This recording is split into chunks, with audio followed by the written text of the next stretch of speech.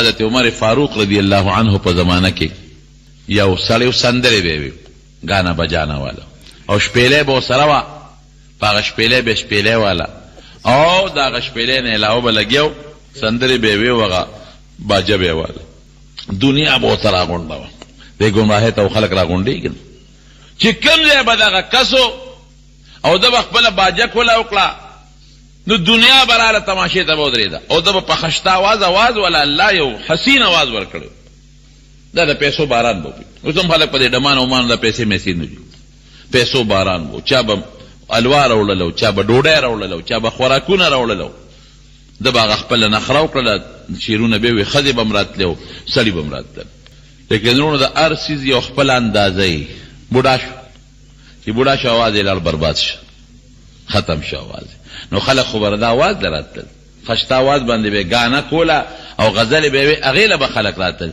چې بوډا شو هېڅوک له نه راځي او د ارامه پیسه ګورې ټینګېږي هم نه چې څه یې ګټلو هغه یې والوزول ختم پلوپری ختم اوس بوډا شو یو ځای لځي هغه خپل بکس کې دی هغه باجا او باجه وایي आवाज ورسره کوي نو اوس خو د आवाज د خر आवाज د انسان دغه نه جوړ شي نو څوک هم له نه راځي بل ځای کښېني څوک هم له نه راځي بل ځای کښېني بازار ته لاړ چې هلته خپله باجه راوباسي لاس یې مصرفېږي هغه باجه هم کار نه کوي هېڅوک نه شپېلی راوالي هغه شپېلی کې ورته د خولې نه اواز نه خولې خو جرابه جوړه ده نو پوکې وباسي پوکې هم نه شي ایستی ډوډۍ پسې غریب اریان دی یو متل دی هغه یو ځای کې یو ډمان راغلي و یو سړي ورته پوزکې رایستی و نو هغه ډم لګیا دی ډمتوب کوي نو هغه هم اواز خراب و ټول خلک دی لاړل دغه پوزکي والا ورته پاتې شو نو ټول لاړل دا ډم دی پوزکي والا ته وایي زما د اواز جو ستا ډېر خوښ دی ښه ځکه چې دا ټول لاړ ورته پاتې شوې وی خدای دې بیا ستا د اواز وباسي دې پوزکي ته ناست یم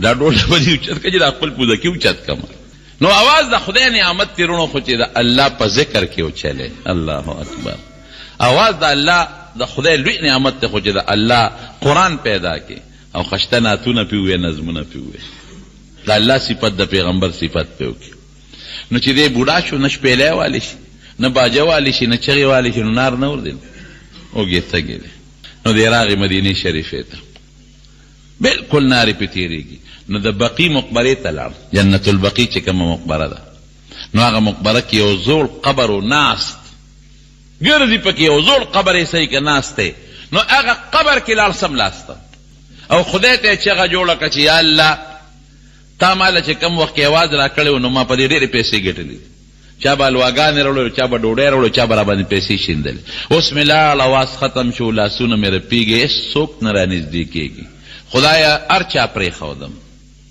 خپلم پرېښودم پردوم پرېښودم بچوم پرېښودم اخیري وخت مې دی الله تعالی راغلی زه خو نار نه وریم د پنځو شپږو ورځو نوږ لوږې تندې را باندې تېرېږي خدای تعالی راغلی مو دې قبر کې درته ملاست مو دوه څادره مې ځان نه د کفن ته وکړي دي نه مې د قبر کنستو ته حاجت شته او نه مې کفن اغوستو ته حاجت شته بس خدای ما نه سو باسي چې بس په دې قبر کې سملم چې خبر خلاصه شي بل څوک مې نشته هم تعالی راغلی وروڼو یو مثال به درکړم کم د انسان یو زوی دی خدای دې نه کړي خو چې د چا زوی فالج ووایي نو ټول خلک به دې تختی خو مور پلار یې پرېښودی شي نشي پرېښودی خپل خپلوان هم بیا نه را نږدې کېږي ورته دوستان هم بیا پردي شي ګاونډیان هم بیا پردي شي مور او پلار نه پردي کېږي که د ده نه غل او متیاد هم په دا کټ کې بیږي خو حقه مور راځي او د دې بچي هغه متیاد هم پاکوي هغه نه پردی کېږي هغه پلار به ګرځي حرام او حلال به را پیدا کوي خو دې بچي له به راځي پردی کېږي نه الخلق عیال الله مونږ ډېر ناقصه سوچ دی مونږ پوه نه یو نبی کریم صلی الله علیه وسلم فرمایي دا مخلوق د الله داسې دی لکه د انسانان چې د خپلو پلارانو نه د پلارانو څنګه دي داسې د خدای اولاد نه دی د خدای بچی نه دی خدای له اولاد او بچی نشته خو لکه څنګه چې بنده په خپلو اولاد مهربانه دی دارنګې الله په دې خپلو بندګانو مهربانه دی چې د هر چا نه ناپوره شی وتښتي او هر څوک دې وغورځوي نو خدای ته ودرېږه نو خدای دې نه غورځوي ځان ته دې رانږدې کوي خدای دې نه غورځوي یهدی الیه من ینیب الله قرآن شریف کې فرمایي چې لږ دې الله ته انابت وکړو لږه رجوع دې وکړه نو خدای دې پس ځان ته رانږدې کوي بیا الله یجتبي من یشاء من پرېږدي دې نه بیا نو وی خدایا کفن ته مې جت نشته اغوستې مې دی، قبر کنستو ته مې جت نشته پکې ملاستیم، او د اوه اتو ورځو نارې ما آواز مې لاړ خراب شو، باجه نشم والې څوک ډوډۍ نه درکوي، پروردګاره بس ما نه دلته څه بس. الته خلیفة المسلمین حضرت عمر فاروق خوب ویني، او په خوب کې الله ویني، الله ورته وی لاړ شه بقي مقبره کې یو بنده دی، او اخر وخت کې ټولو خلکو پرېښود نو ماله راغی، ټولو خلکو شړه، بچو شړ، پردو شړه، ماله راغی، فټافټ فورا ورشه د بیت المال نه مستقله وظیفه مقرر کا، او راول یو مضبوط منصب ورکو ځان ته نږدې کا، اله شابه دله ورشه د ده په نږدېکت تاله د جنت مرتبه اوچتو، شابه فټافټ ځان وررسوه. حضرت عمر غوندې هغه شخصیت الله ورلیږي چې د کم شخصیت متعلق وختي د ابن ماجه حدیث به درته ووې چې د اسمان فرشتې د چا په ایمان یو بل زیری ورکوي. حضرت عمر را پاسېد چې راغی بقي کې ګرځي، یو خوا بل خوا منډې وایي چې ورغی چې کم قبر کې پروت دی، یو زه ګوري یو کنده بله کنده چې ورغی دی پکې پروت دی، چې دا حضرت عمر ولید لوی هیبت. حضرت عمر خو لوی هیبت وکړ، حضرت عمر د هیبت نه خبره. نبی کریم صلی الله علیه وسلم یو حدیث کې راځي یوې ښځې منښته کړې وه، حضور پاک ته راغله وی صاحب ما یو منښته کړې ده، کله دې جهاد نه ته خدای سالم واپس راوستې نو زه به تمبل وم. وی که منښته دې کړې وې وه او که دې نه کړې مې وه، وی نه منښته مې کړې ده، نو لګیا وه د خوشحالۍ نه تمبل و. دې کې حضرت ابوبکر راغی همغسې تمبل وی، حضرت عثمان راغی همغسې تمبل وی، خو چې حضرت عمر را ننوته نو زه تمبل د لاندې کو د پاسه پې کېناست. حضور پاک وی عمره وی ابوبکر وی چې ته کم دی ته راشې نو شیطان هم دغه ځای نه تښتي، چې ته کم دی را شیطان تښتي. وی دې تمبل و ابوبکر راغی، زه ناست وم هغسې و، ابوبکر راغی همغسې و، عثمان راغی همغسې و، وی چې ته رالې نو وی تمبلې د ځان لاندې وی د الله رسوله ته مناسب چې خلک ستا نه ویرېږي. او یو بل روایت کې راځي، ابلو زمونږ حدیثو کې تیر شو، یو جینۍ وه حبشیه، هغه وینده وه، دا وینځې خو هر څه کوي نو ماشومان ورته راغونډو او دا وینځه ورته ګډېده په لاره کې، وینځه ورته ګډېږي، سندرې وایي او توره وینځه ده، ماشومان ته ګیر چاپېره راته دي.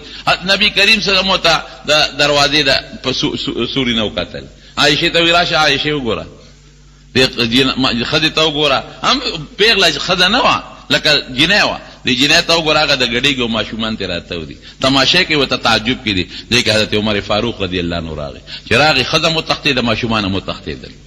حضور پاک وفرمایل وی چې عمر راغی او هغه ښځه وی د انساني شیاطین او جن شیاطین نه تښکاري چې په دا کوڅو کې منډې وایي.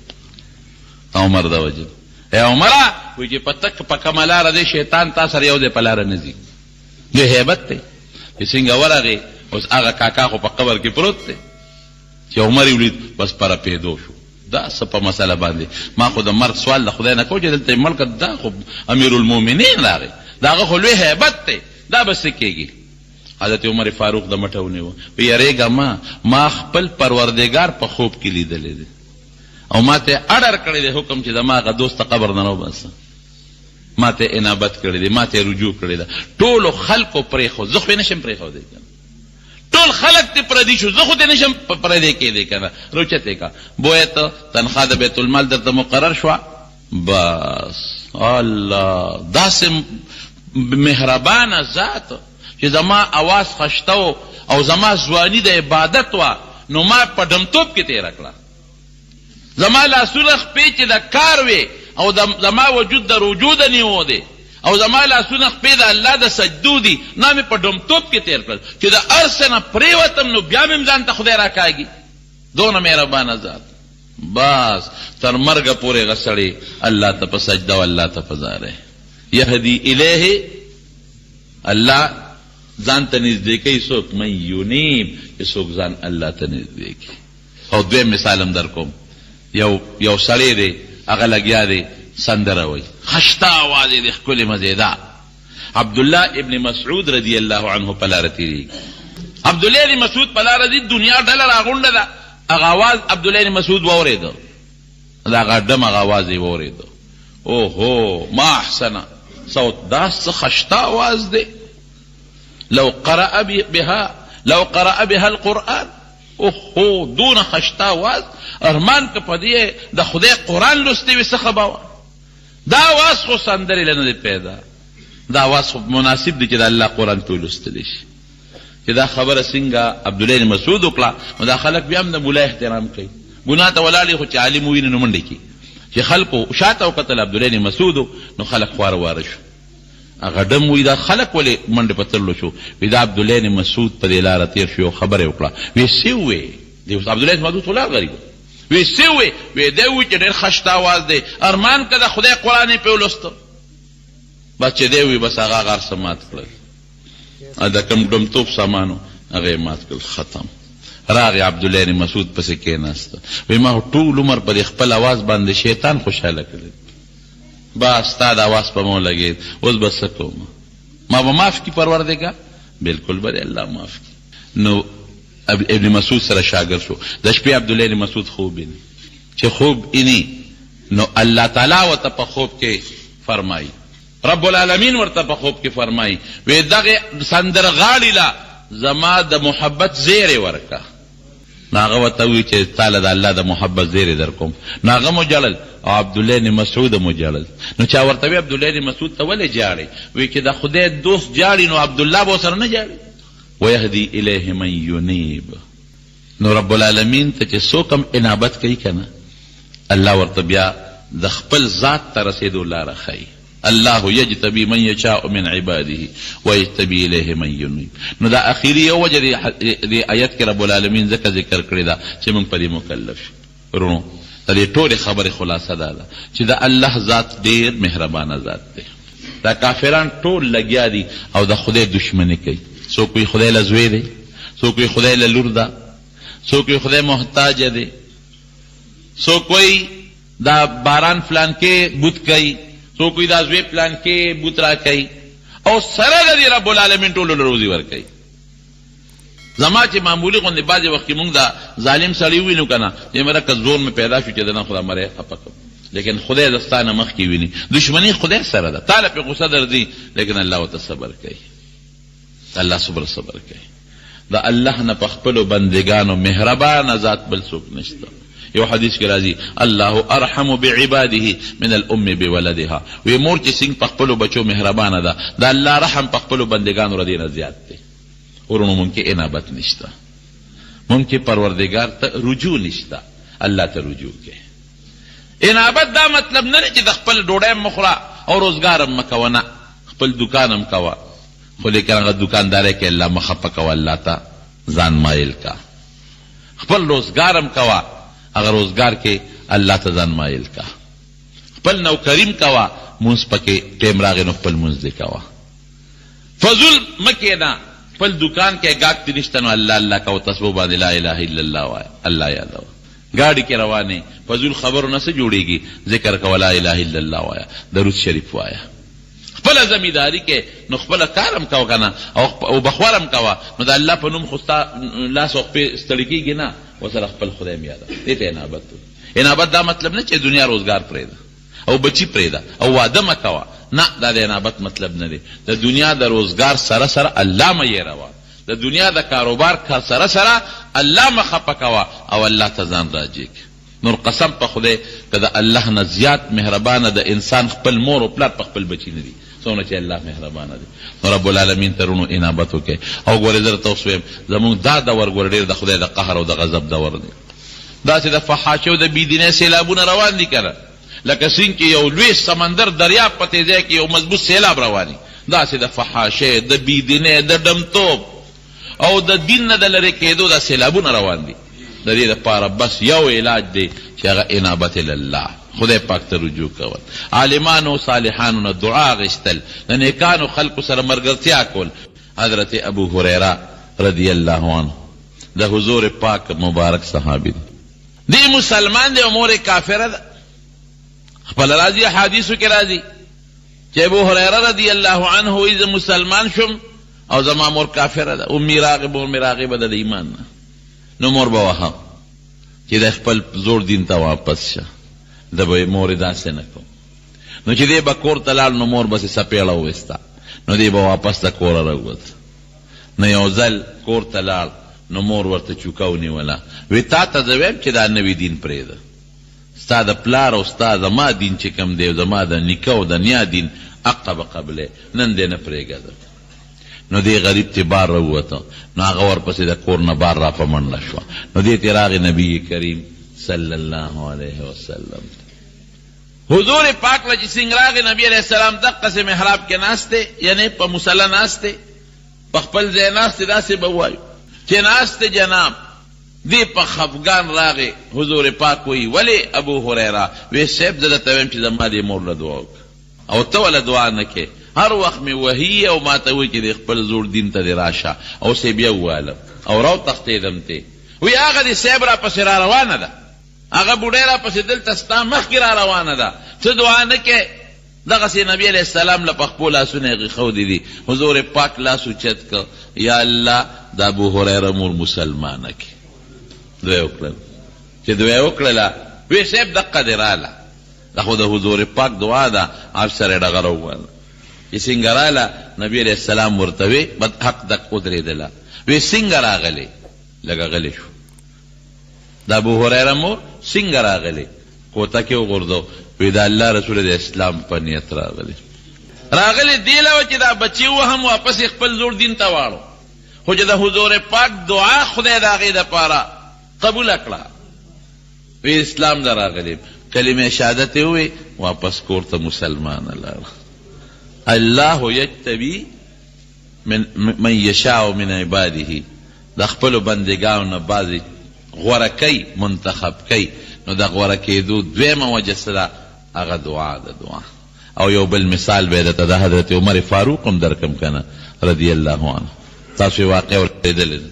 صحابه کرام رالل او حضور پاک ته شکایت وکړه. شکایت یې وکړه د الله رسوله د دوو کسو نه ډېر زیات تنګ یو. څوک دی؟ وی یو دغه دی د حضرت عمر دی، عمر ابن الخطاب، او دویم عمرو ابن هشام دی، ابو جهل. ډېر زیات په تکلیف کې.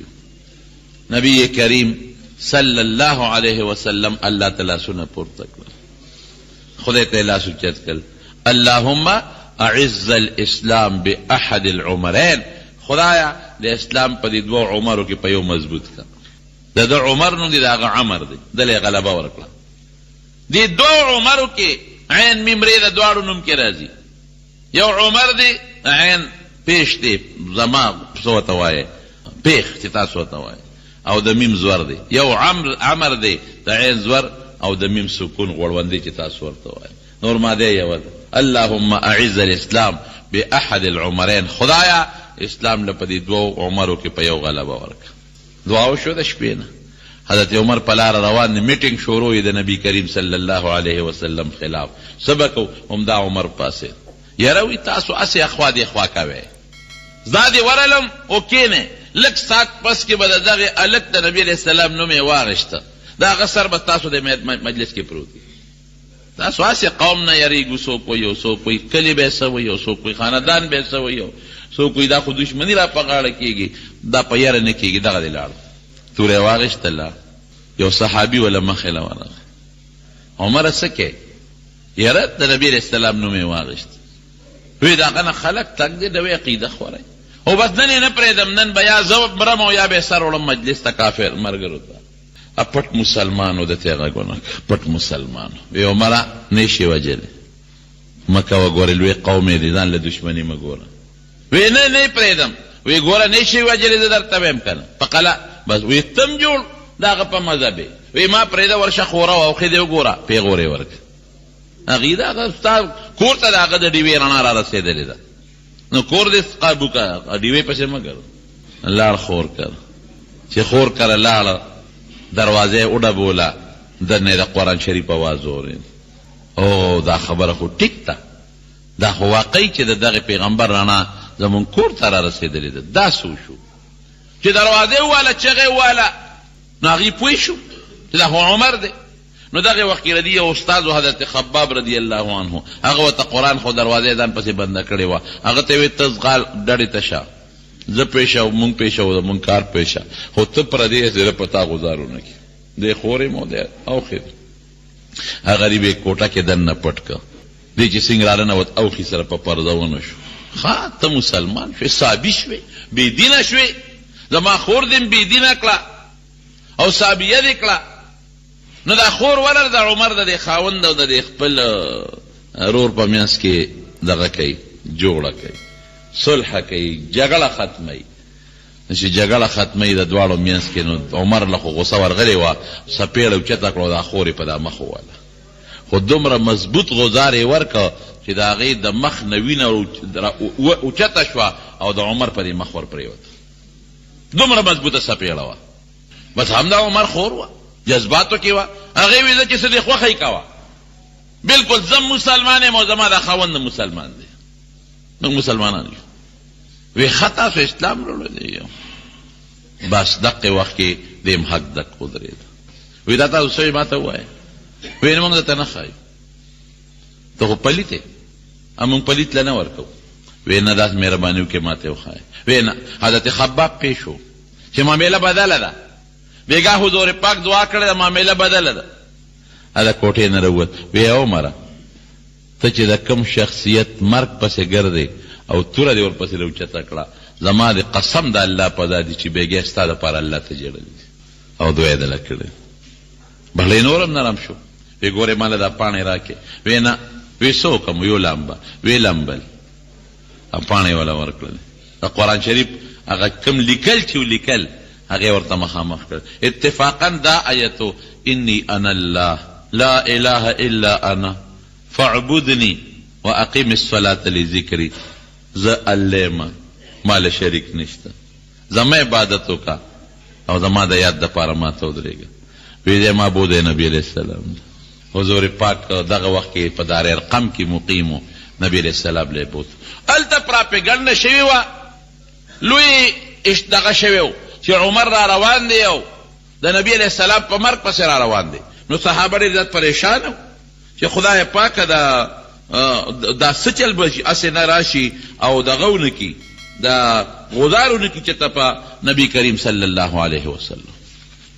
نو په کور کې لویه غوغا ده، دی کې دروازه ووهلی شو چې ورغې څوک یې؟ فلان کې د عمر هغه او خیری ورسره. حضرت خباب دی دروازه کوله وکړه چې وردن شو. حضرت عمر وردن شو، توره ورسره ده. صحابه وی صاحب دغه دی راغی. قسم دی د حضور پاک نه زیات بهادر صحابه مونږ بل نه دی لیدلی. یو صحابي ما رأیت اشجع منه، دنه بهادر سړی ما نه دی لیدلی.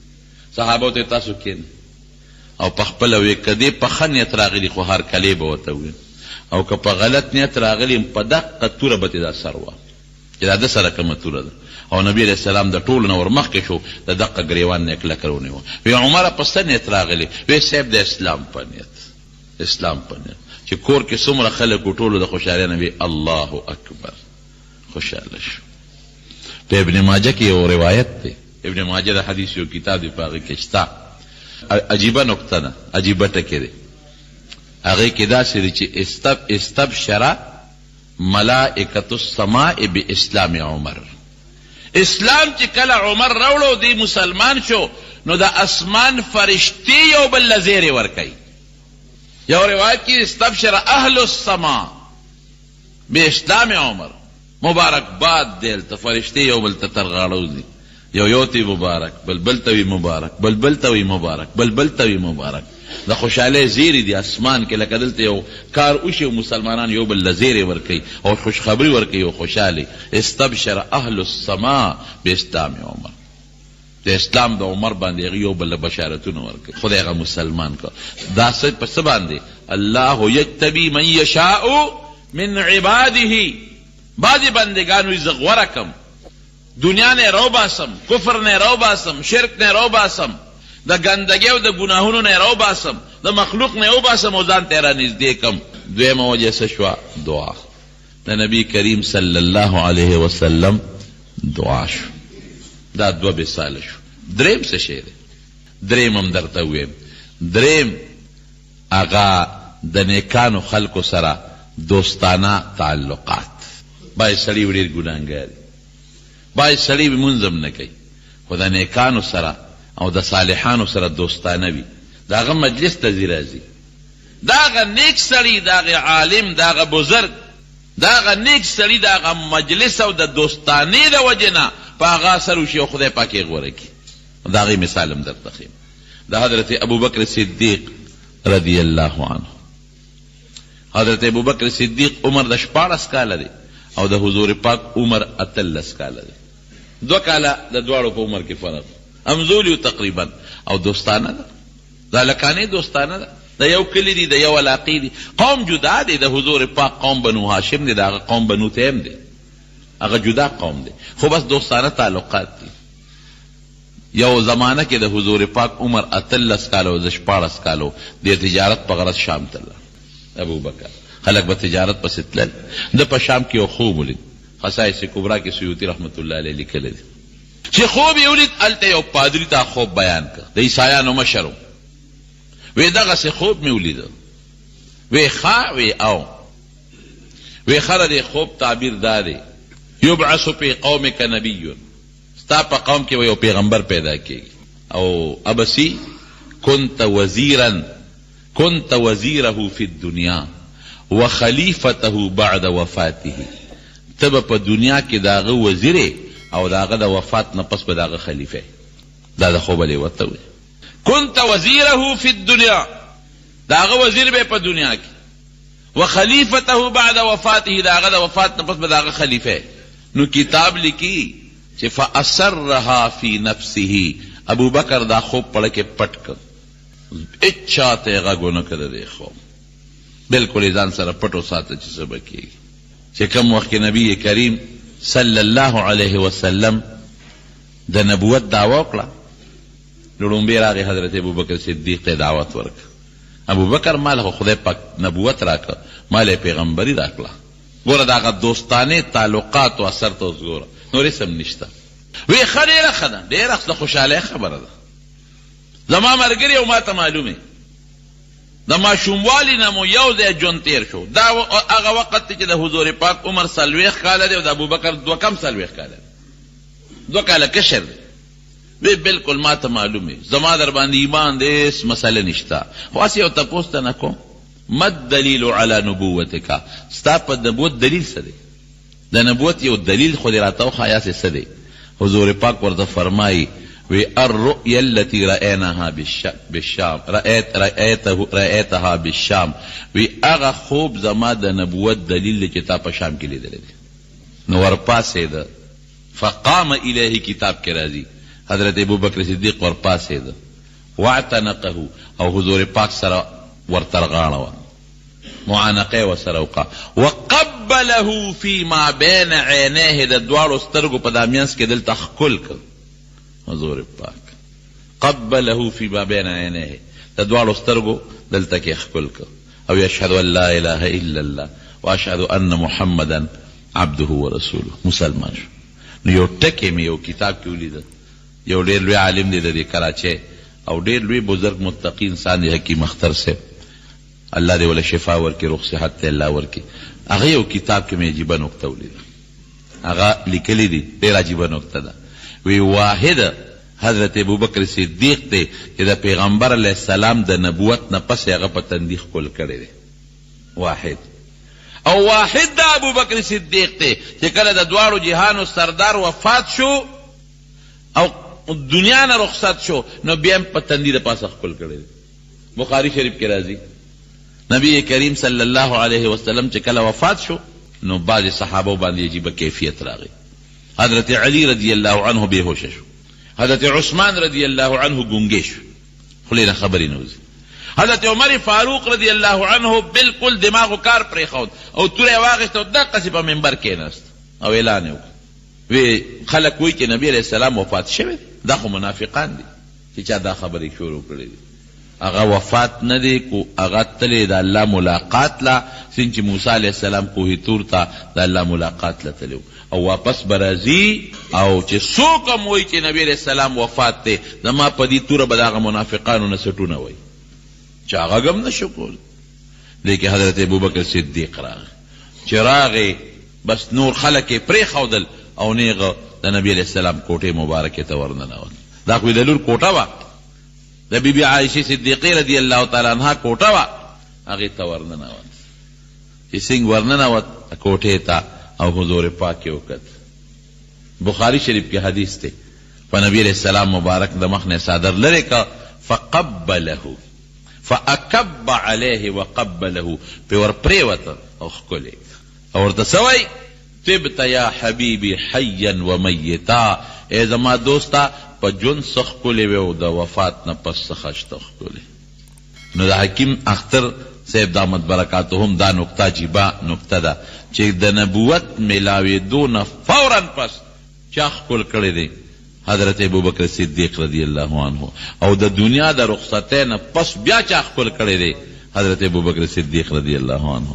نو حضرت ابوبکر صدیق تک رب العالمین ایمان ورن سے نصیب کردی دی پسے نصیب کردی دی دا نبی علیہ السلام دا دوستانے تعلقاتو ببرکت مان دوستانہ تعلقاتو. نو دا اللہ دا نزدیکت بل سبب دوستانہ تعلقات دی بل سبب ایسا دی او دا دوار دیر مبارک دی جناب. حضرت ابوبکر صدیق رضی اللہ عنہ حضرت عمر فاروق دوار دون مبارک استے دی سوچ کومزو اغازے کی دفن دی چکم دے کی دا دوارو جہان مبارک سردار دفن او مسئلہ دا دین دا سے دا نبی علیہ السلام مبارک فرمائی وی دا کم انسان خورا چی دا کم دینا اغشتلی شوی دا قبر با علتی دا دی خبر دان پوئی کے چی کم سڑی کم قبر کی سملی کنا دا خورا دا اقا زیر دا اقا زیر دا خورا دا نو اقا زیرتے رب العالمین رسی.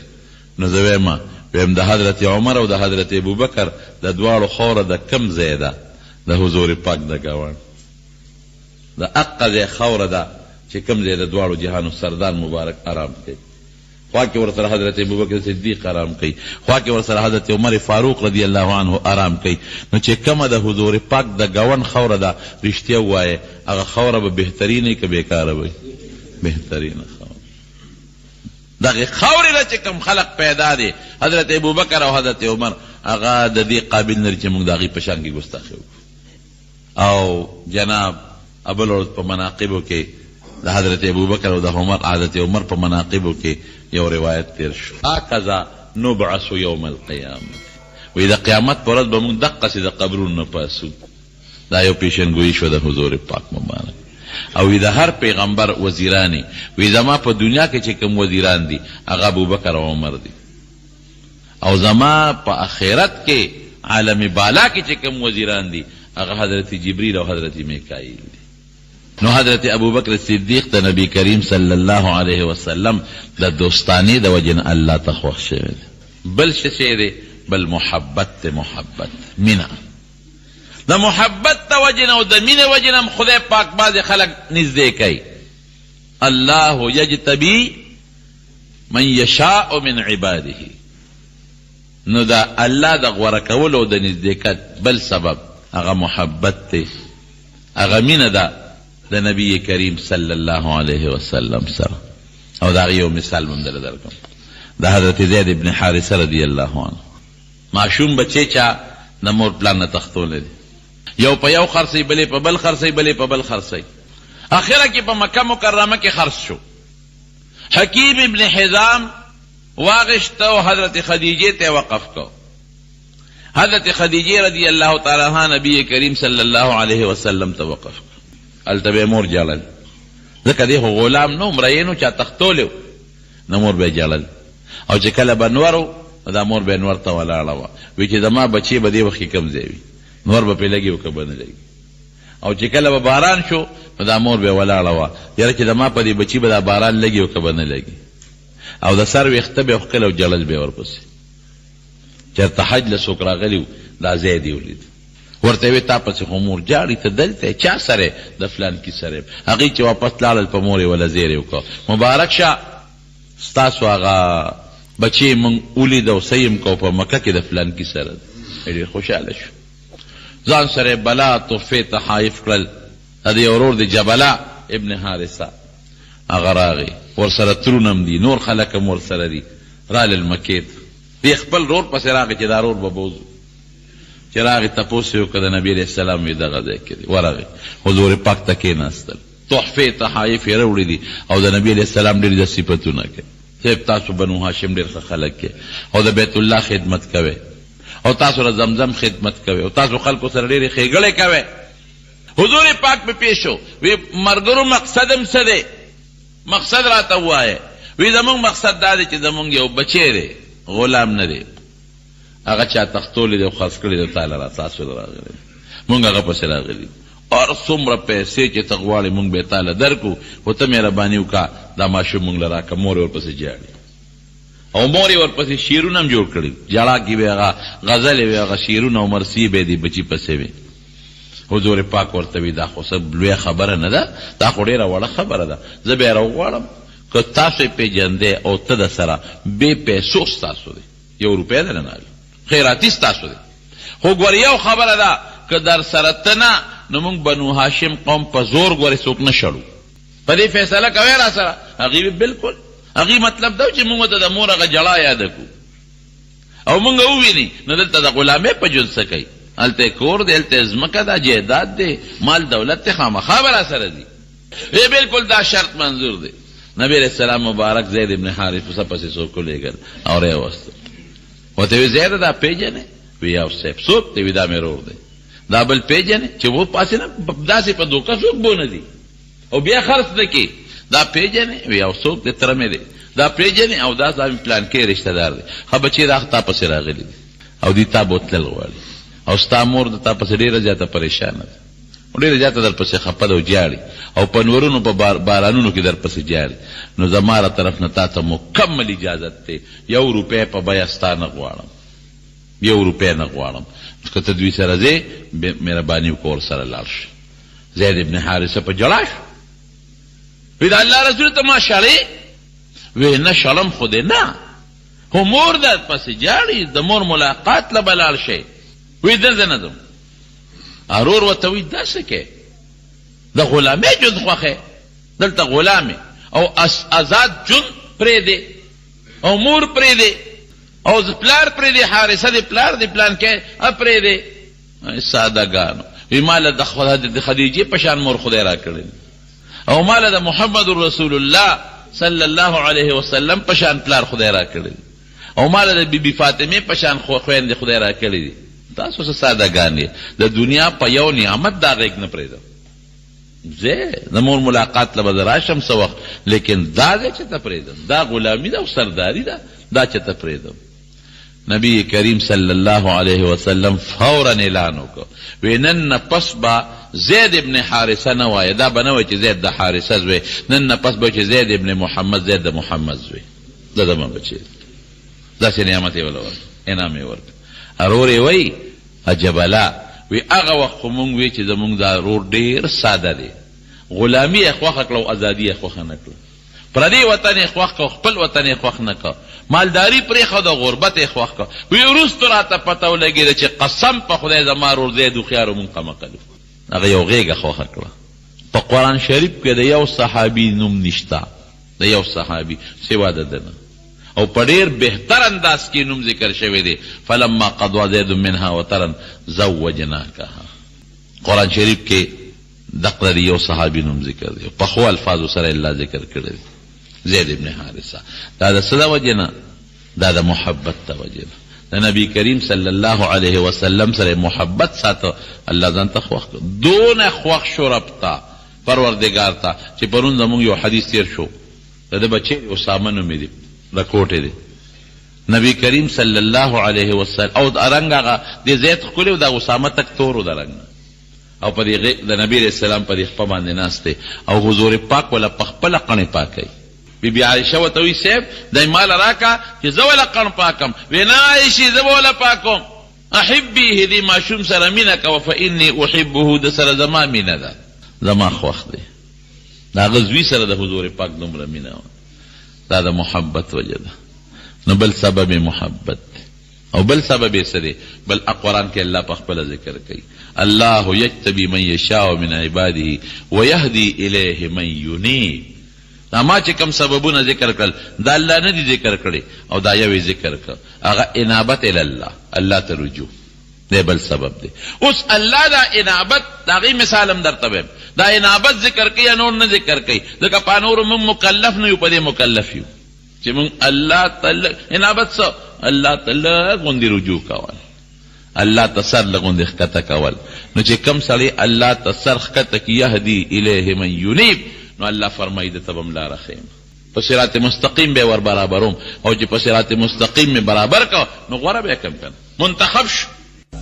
رستو د یوسف علیہ السلام رونه 12 بچی دی د یعقوب علیہ السلام 12. حضرت یوسف علیہ السلام او دا غبل کشر رو دی بنیامین دا د یوې مور نه دی، دا نور جدا دی. حضرت یوسف علیہ السلام خوب ولید او دا پلار دی خوښ نو غیر اختیاري تور کده یو پلار یو بچی سره مینه زیاتی او بل سره کمی نو په دې الله نیول نه کوي. قصدن به داسې نه کوي بچو ته په فرق به نه ګوري، ټولو بچو ته په یو نظر به ګوري. خو بعضې وخت کې یو بچی د غیر اختیاري پلار ته ډېر خوښي او مور ته ډېر خوښي، نو بغیر اختیاري کې د انسان د وس نه باري په هغې نیوکه نشته. نو د یوسف علیه السلام کې خو الله حسن هم پیدا کړی، ډېر لوی حسن، ځکه چې حضور پاک فرمایي نیم حسن د ټول مخلوق الله ورکړی دی. او یعقوب علیه السلام پیغمبر دی، ممکن د الله تعالی دام هغه ته په زړه کې اچولي چې د نه به خدای پاک یو لوی نسب د پیغمبرانو پیدا کوي. بهر کیف یو خوب ولید حضرت یوسف علیه السلام، پلار ته خوب بیان کړ. یا ابت انی ارا څنګه دی انی رأیت 11 کوكبا والشمس والقمر رأیتهم لی ساجدین. 11 ستوري او نور سپومې لیدلې چې ما ته سجده کوي. بس یعقوب علیہ السلام په پلار دی اپې پوه شو. وی بچې ګورې پام کوه دا خوب چاته ونه وی. یا بنی لا تقصص رؤیاک علی اخوتک فیکیدوا لک کیدا ان الشیطان للانسان عدو مبین. بچې ګورې د نور ورونو ته دا خوب ونه وی. اوس به د سره حسد پیدا شي. وی بچې ښه مونږ به د سجدې کوو.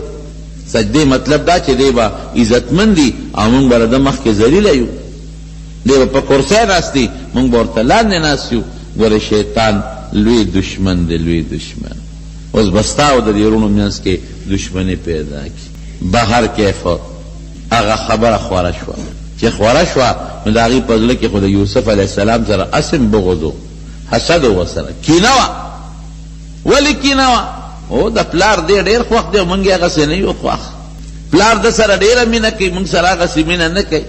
او چې لا دا خوب شو چې ښه دی به دونه مرتبې ته رسي چې موږ به هم دته ټیټ پاس کېږو او زموږ مور او پلار اب هم دته ټیټ پاس کېږي. نو خپل منځ کې سره میټینګ وکړو، یو ځای شو میټینګ یې وکړو. څوک وو دې مسلې سره څوک وو؟ نو ګوره شیطان خو لګیا دی که شیطان خو بیا چل ول کوي که نه، اخو معمولي حرکت کوي، وسوسې چي. شیطان زړه کې دا وسوسه ورته واچوله چې دا یوسف د مخه لرې کړي، خبره به خلاصه شي. که دې نه مخې نه لرې کړ نو د پلار هغه ټول محبت به تاسو سره شي، او که دې د مخه لر شو نو بیا به ستاسو هغه ګیله به هم ختمه شي چې موږ به دته سجدې کوو او دته به ټیټېږو، مسله به خلاصه شي. څه چل ورسره وکړو؟ وی به داسې چل به وکړو چې د پلار نه څه په بانه باندې بار وباسو، وجنو به مړ به کړو. دا فیصله یې وکړله. رالل پلار ته، بابا مونږ خدای اراده کړې ده بار وځو او مونږ به منډې تړلې به ووایو او دغه به وکړو، سیل صفات به وکړو. او دا دغه راکړه دا یوسف راکړه چې دې بوځو ځان سره او دې به هم اولوبو او خوشحاله به شي. ځنګل ته ځو، سیل کوو، ښکار کوو. پلار ورته څه وایي؟ انی اخاف علیه ان یأکله الذئب وانتم عنه غافلون. بچې یریږم دا علاقه د شرمخانو نه ډکه ده، دا ځنګل ټول د شرمخانو نه ډک. هسې نه تاسو په خپلو لوبو ټوقو کې مصروف یې، دې نه شرمخونه خوري. رکوټې دې کشل وی نه بابا داسې چېته کېږي، ته بېغمه اوسه، مونږ به د حفاظت کوو او د به خیال ساتو او چې بس ډېره ښه ده. یعقوب علیه السلام وی زه بچې بویه دیم. دې د پلار په مخ کې واغېستو، چته یې کړ. د پلار په مخ کې به یو د یو د اوږې نه اخېسته، بل به د بل د اوږې نه اخېسته، یو به د یو نه اخېسته خپله او بیا بل به د بل نه اخېسته خپله او ځان سره یې بوت. چې بویه ته هلته خو یې سره مشوره کړې وه، میټینګ یې کړی.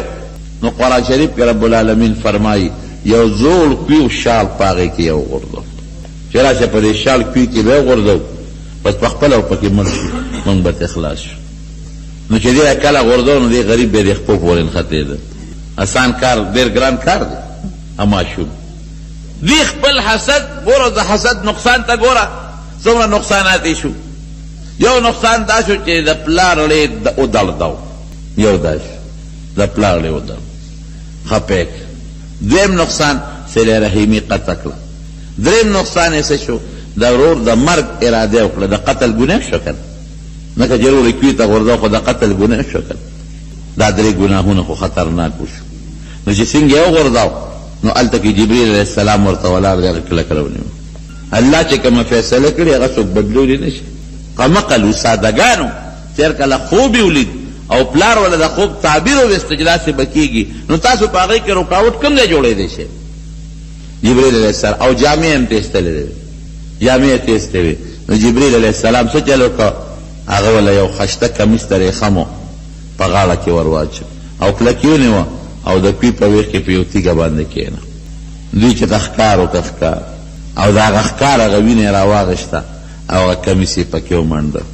او بعض علما ادم وای چې یو شرمخې گیر کو او هغه کې پړی واچول او غیر اوس پلارله بعض علما دام لیکلي دي چې را وستو یا ابانا اے بابا منګه منډه ترړې والے څنګه رایت میر شو ان ذهبنا نستبق وتركنا يوسف عند متاعنا فأكله الذئب وما أنت بمؤمن لنا ولو كنا صادقين من غلوب کوله غشم بیشتل منډم والے ترړم والے یوسف مخل جامو سره کېنو چې تماشا کاوه شرالو شرم خوړل دې کمیس ته وګوره د وینو ډک او کوم ډیر اشتیا درته وایو بابا ته زمون خبره نه منینو یعقوب علیہ السلام چې کمیس ته وکتل هغه خلق وی دروغجن عقل نه وی دروغ عقل نه باید فارسی بان وی دا عقل نه دا سوچ نو کړي چې شر مخدی وجنی او نو کمیس بروغي کمیس بشلیدلې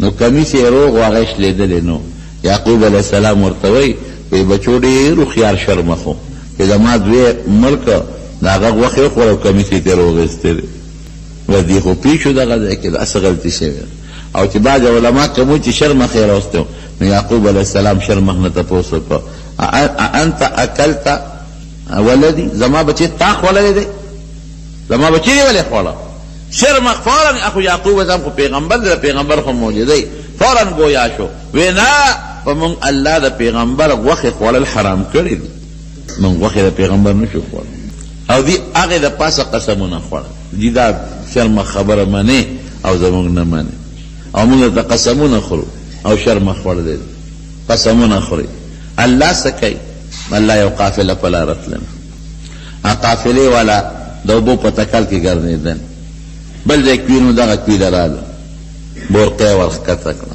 چې څنګه بورقه کته کړه یعقوب علیه یوسف علیه السلام بورقه پورې ورخته چې بورقه راوچته کې یوسف علیه السلام ور پورې ورخته خوشاله شو او دا خشته ماشو دا خپل دا خو به موږ له بلا پیسې وکړي قصه دا پورا واقع درته نه وایم خو صرف خپل مقصد لرازم بویته او په مصر کې خرڅ کړه الله څه چلو که الله هغه یوسف علیه السلام د مصر بادشاه مقرر کړ د مصر بادشاه دی دلته یعقوب علیه السلام جالي بچی پسې وابيضت عیناه من الحزن وهو کظیم الله قرآن شریف کې وایي چې سترګې تک سپینې شوې ړندې شوې او دا زړه به هر وخت الله ورته نور ویلی نور دې خبر او دې ته پته و چې د ما بچی جمدې د ما سره به ملاقات د بچی کېږي خو چې خدای خبر کله به کېږي څه به کېږي او په کوم وطن کې وایي زما زوی څه به کوي او څنګه ملاقات کېږي دې کیفیت نه نه دی خبر راغی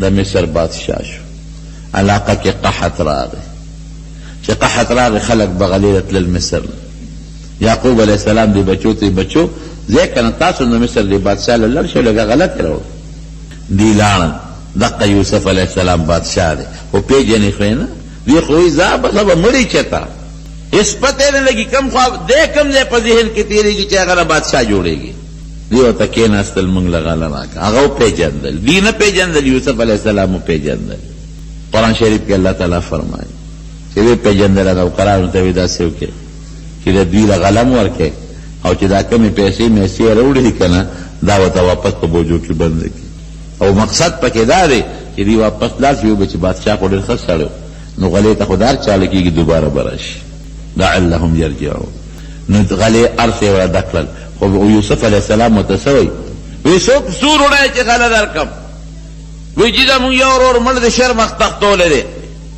او وی بل یو ورور هم دی په کور کې ماشوم دی هغه د هغې مړ مرور دی نو هغې باندې مې پلار هغه د مړ رور مینې ماتوي نو مونږه 11 وروڼه یو وی ښه د 11 د هغې روري سم در کوم چې هغه تاسو په کور کې پرېښی دی بنیامین هسې نه لکه دروغ نه وایې چې تاسو هم دا لس یو فرضي قصه نه جي یو ورور هم په کور کې پلار سره د هغې سم راکړه ولې هلکه دروغ نه وایي کلکۍ پې خبر نه جي رښتیا وایو وی ښه داسې به کوې بل ځل چې راځې هغه ورور به راولې چې ما ته پته لګي چې رښتیا وایي که دروغ وایي په دوکه نه غله وړې وی ښه ده ډېره ښه ده چې څنګه غله یې وړله او بوجۍ اوس پرېږدلې هغه پیسې میسې م ورته واپس شوي بابا د مصر هغه بادشاه خو ډېر ښه سړی دی زمونږ پرې ډېر قدر وکړه او زمونږ پرې ډېر عزت وکړه او ډېره ښه غلۍ راکړه او دغه دی ګوره هغه پیسې هم راته واپس کړي دي خو دا شرط یې لګولی دی چې بیا راځئ ما بل لور به راولی ځکه مونږ ورته وایي زمونږ بل لور دی د هغې حصه بوج هم ترې راوړی دی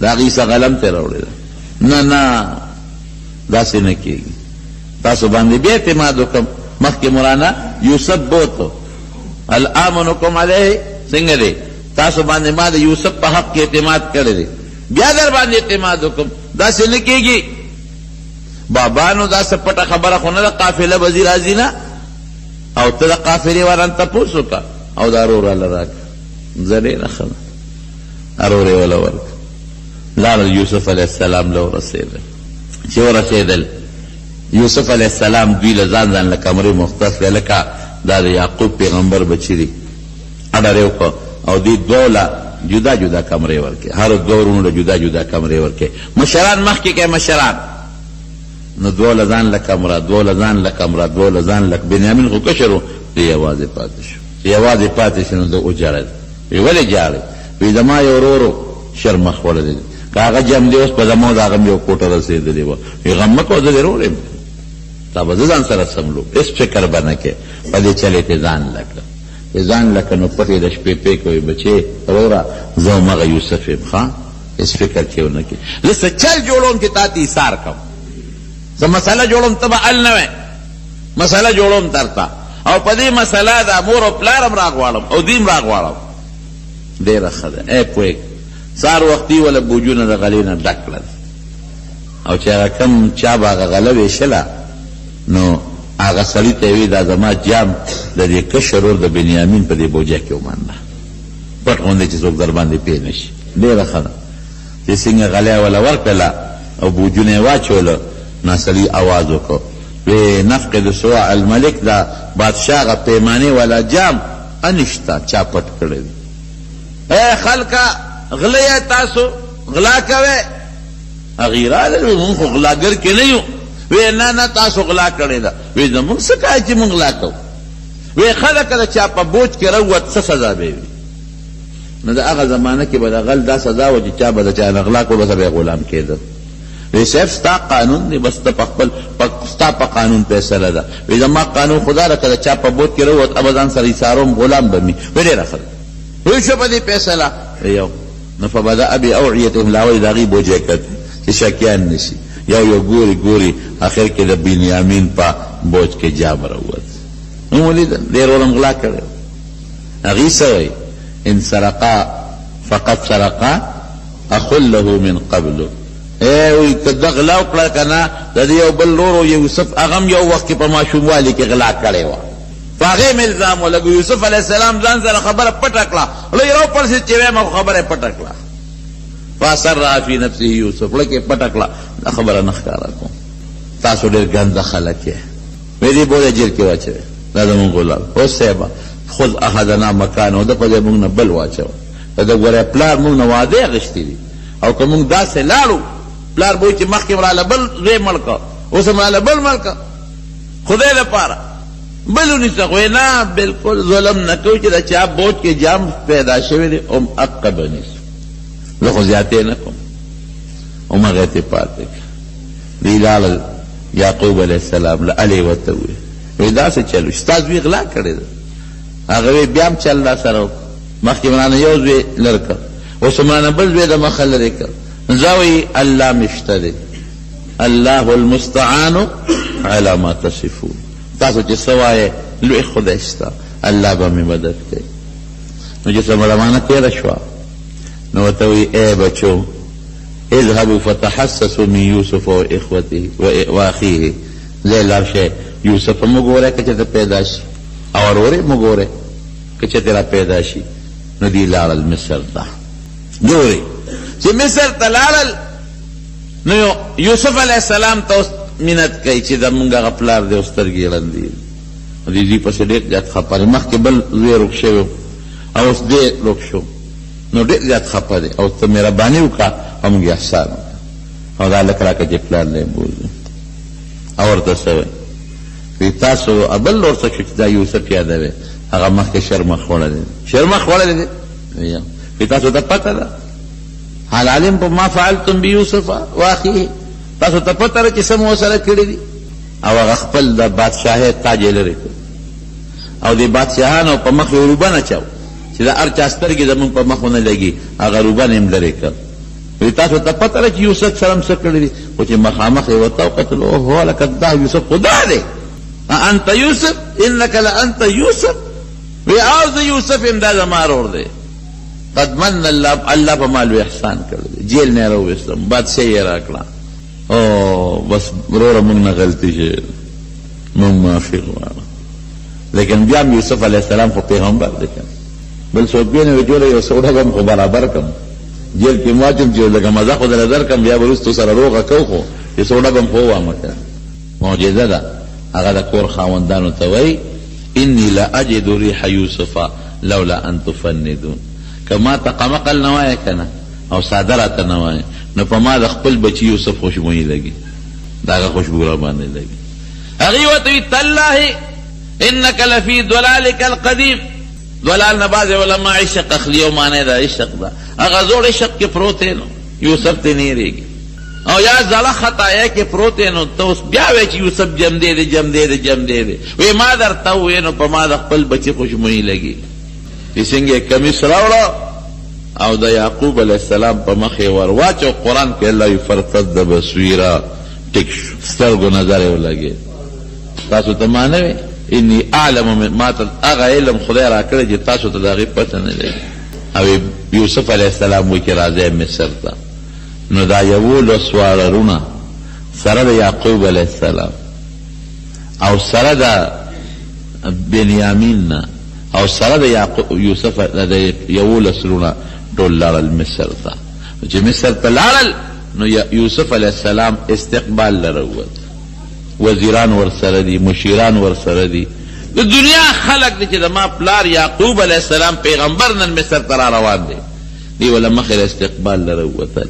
نو د هغې قانون او قاعده به دا وایي مونږ خلک چې سلام کوو نو دا لاس په تندي باندې کېږي.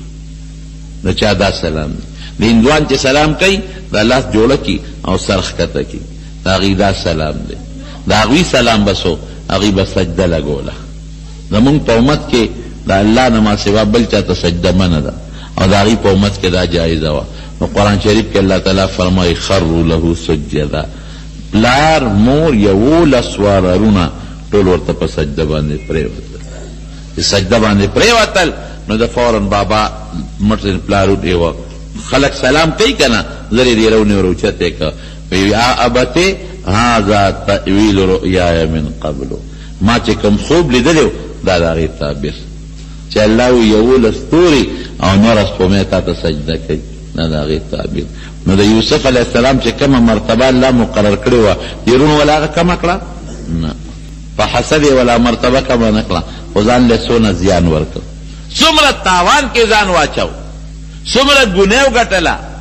د پلار نه زوی شو کول د زوی ضرور د قتل اراده کول پلار خفه کول صله رحمي قطع کول او د دین غټ زیان تاوان بل کم دی چې دا واقع خدای قرآن کې ذکر کړه. تر قیامت پورې دا واقع ذکر کیږي چې د یوسف علیه السلام ورونو یوسف علیه السلام سره ظلم کړی دی ظلم کړی دی ظلم کړی ظلم کړی دی. خبره خدای پټه نه کړه دنیا ته وډنګ کړه دنیا ته ښکاره کړه ټوله دنیا ته خبر کړه. دا د حسد انجام. حسد ډېر خطرناک شی مونږ کې حسد ډېر زیات دی. که یو سړی چې ته ښکلې جامه والي او دا صرف زمونږ د پاکستاني قوم کې دی او بیا پاکستانی قوم کې خپکیږي ما دا حسد پختون کې دی پنجابي کې نشته تاسو لا چې پنجاب ته قسم دې دا پکې نشته هلته کې رور ضرور بد نه وای کدا سه گاونډي بدی وي او چې تاسو ته کې د خپل یو ځل پنده ته تللی یو سړي سره میکاو هغه مال پته را کړو په هغه پته ورته تاسو لوګه د پلان کې دلته شتا نه جانتے بل دکاندار دلته کې اصل شتا هم نه جانتے خدای پاک مال خو دې بازار پته را کړی بیا لالم بل خو لالم بیا چاوي چې نو مکه بازار تلل شه تاسو چې کوم پته را غره دغه بازار یو نه تاسو کو بل نه تاسو کو سو کوم نه پیږي بس اخره کې ما ستړی شو مې د جمعات کې مونږ وکما د مانځه وختو واپس بدم د ما خام وختو د مانځه جمعات تلام چې مونږ کا سره مشاته ناستو زی ولیدم چراو غریب ما ته وسکه مې د خدای نه تا پس ما سپخین نه ګرځم وېزو ډیوټه نه رالم راځه نه هغه کوم دکاندارانو چې ما ته په سره وړغوند کړکې و دروازه باندې جننده کول او کله بره خو جون دغه د پاسه دی وسید یلا کده دې ظالمانو خو ما یو شل زره تاسو کو دنه می تاسو کا غنه می تاسو کو ډوډو تنور والو غنه می تاسو کو دې تنور والا نه گزر ودانه ډوډه وړم او دې دکاندارانو نه سوداګانې کوم مې دا ولي وی پنجابي له تاریخ خپل مرګري نه خي اسنه صغر اس پس راغلي دي وجنی قرض دې په او قسم مسله ده بالکل درته نه خي حالانکه ټولو په جنده ما ته چا نه خو او دلته چې راشي یره جی پلان کې شتا څوک پلان کې ها دا پلان کې زوی لاول خو له پلان سپاره کې هغه نکبه دا چل کاو هغه دا مړه خو هغه ملمت چې ستا کور خی کنه نو یو کتاب ستاره صفات وته ډکړی بیا دا څه کنه دا حسد دا صرف زمون په پښتون قوم دا بل چا کې نشته دا ابل اورد ماته یو سړي د ملیشیا کې پاتې شو دا غي واقع بیان په خدای یقینو که حیران شو چې هغه خلکو کې ماته جیبه مسلمانی ده مال چې ګټي پزان بلګي او کته ورته وي چې بچي مال خدای راکړه بچو په خدای ورکړي اس بغض نشتا حسد نشتا عربی کې نشتا حسد پنجابی کې نشتا حسد پښتون کې حسد شتا حسد د پاره رور وجنی رور خپل سکر اور وجنی کنه وجنی د حسد د وجنی پلار سره جګړه کوي د حسد د وجنی د گاونډي حیا کړي حسد د وجنی لکه معمولی چې الله خدای سپینه جامه ور کړی په لاره تیر شو او دوه کس نه وره دې راته څنګه په سپینه جامه کې ګرځي خیال دې دته او دې قراقلی ټوپه ترې ولا خیال دې او دې سپلو ترې آیا څنګه وګدوګ د ګامونه علي خیال دې وته الله او کوئی فوٹے موٹر گئے خدا پاک چالا ہمارے پلارے سکول دتا گورا چی موٹر کی گئے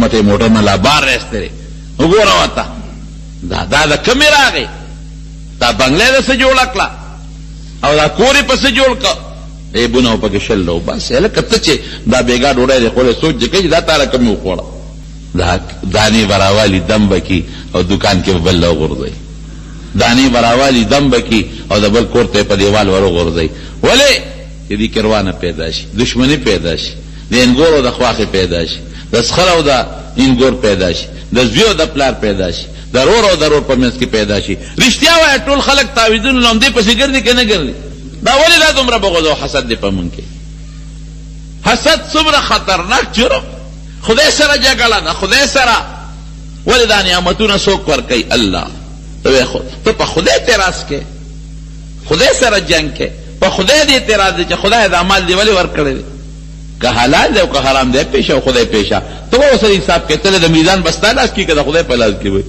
ته خو هغه سره حساب نشي کول زم که په یو سړی له خوږي چې دی حرام خور دی نو پټ ورشه دروازه وته وډه بوا یاره دا تابانه مړه خبره دا حرام ولې کې نه مکو نه به شکریا ادا کې بجیر دې چې کوسه په کوسه شرمه دکان په دکان شرمه او سه کولې نشي حسد خطرناک ګناه رسول اللہ صلی اللہ علیہ وسلم فرمائی پیدا عرفات میں میدان کے بخدا پاک دا مخلوق بخی اعلان بو کی دا مٹولو بخل رسول اللہ صلی اللہ علیہ وسلم فرمائی پیدا عرفات میں میدان کے بخدا پاک دا مخلوق بخی اعلان بو کی دا مٹولو بخل جاؤ من لر زین راغلی دی وہ بخل نو فرشتی اللہ فلان کی گناہگار دے فلان کی گناہگار دے فلان کی گناہگار ویدان میں ورسرو بخل لیکن د چا په لکه چې مسلمان سره حسد دی په دغه میدان کې خدای نه بخي ولی د خپل غیر الله د پوی نه موچت ښکاري،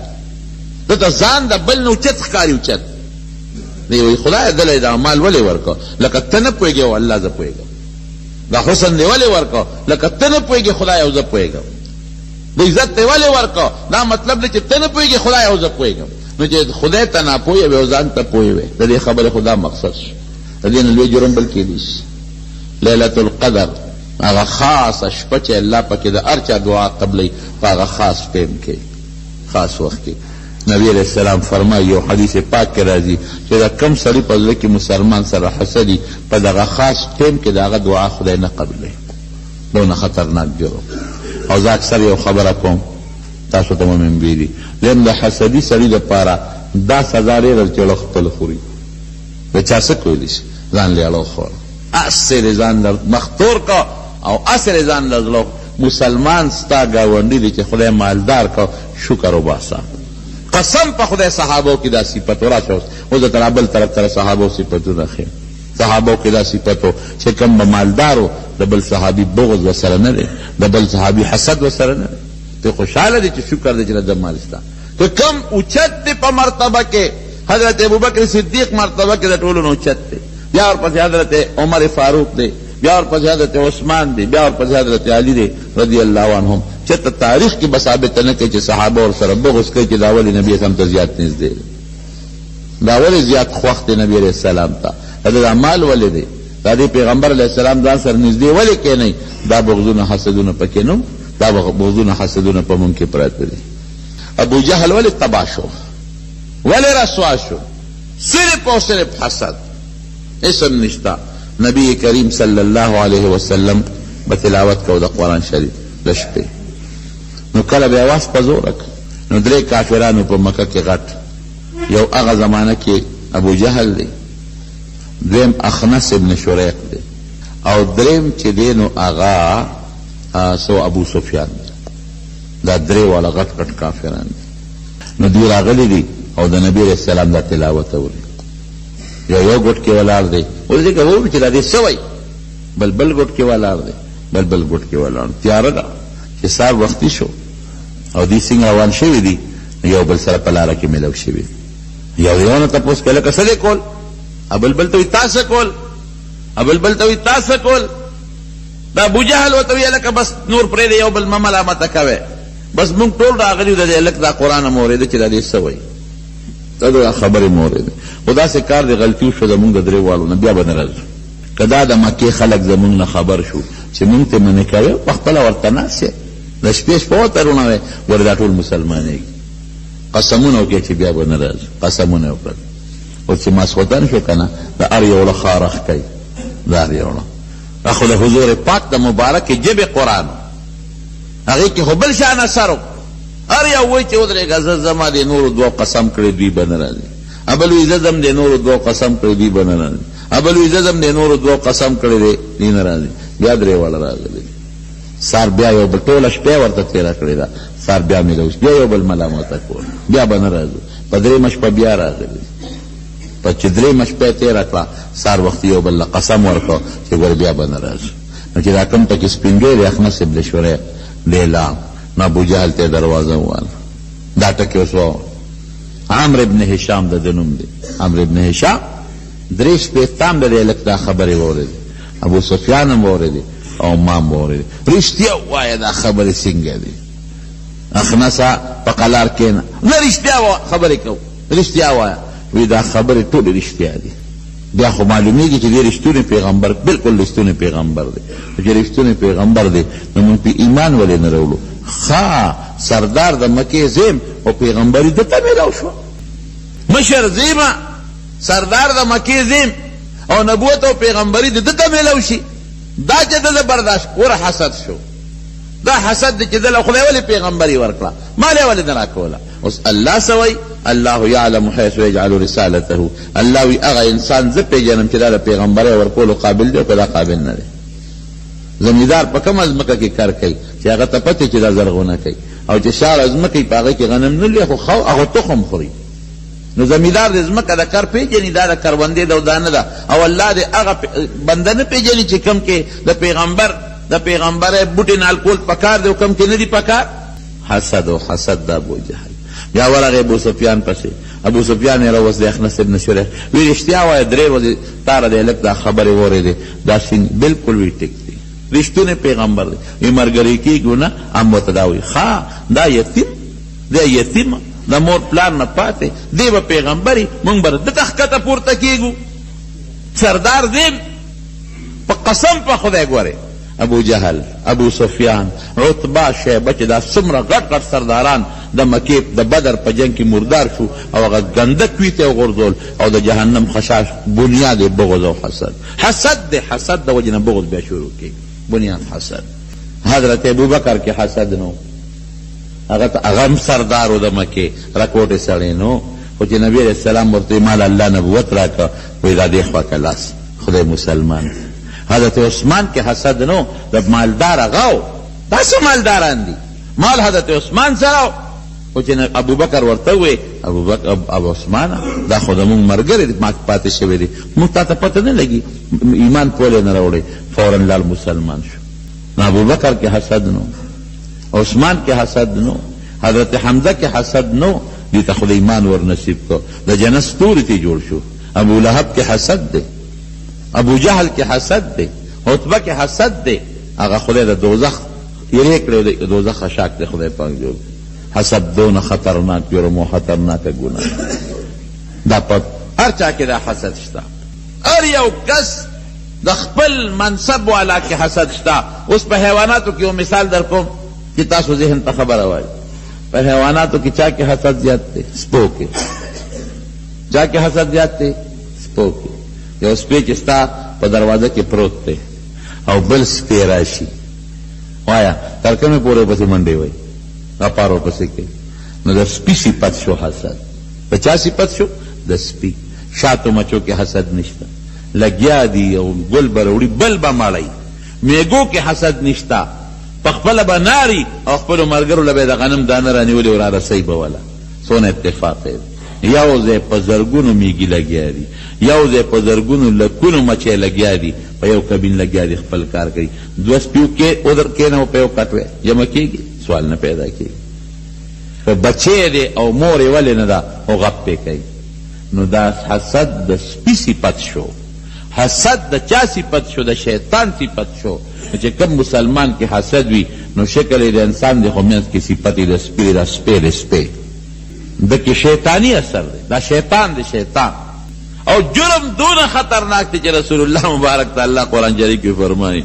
چې ګوره د حسد نه د ډاکټر په علاج نشي بچ کېدی انجینیر دې ته نشي بچ کولی ساینسدان دې ته نشي بچ کولی چې حسد نه دې بچ کوم نو ګورې زه به دې بچ کوم د حاسد د حسد نه بل څوک نشي بچ کولی پناه نیسه قل اعوذ برب الفلق من شر ما خلق ومن شر غاسق اذا وقب ومن شر النفاثات في العقد ومن شر حاسد اذا حسد زما په ذات به د حاسد د حسد نه امان نیسي یو زه به بچ کوم بل څوک نشي بچ کولی ضرور حسد خطرناک شی زړه نه دا څیزونه بالکل وباسئ چاله چې خدای مرتبه ورکړه وی خدای ته نصیب کې په دې به الله خوشحاله شي ځکه دا خدای ورکړې ده چاله خدای یو منصب ورکړه پوهه ورکړه مال یې ورکړه سپینه جامې ورکړه بل څه یې ورکړل عزت یې ورکړه نقطې پکې مه لټوه بد ورپسې مه وایه حسد ورسره مه کوه که بل وی مه کوه د ګناهکار په خپل هم کې او په میم کې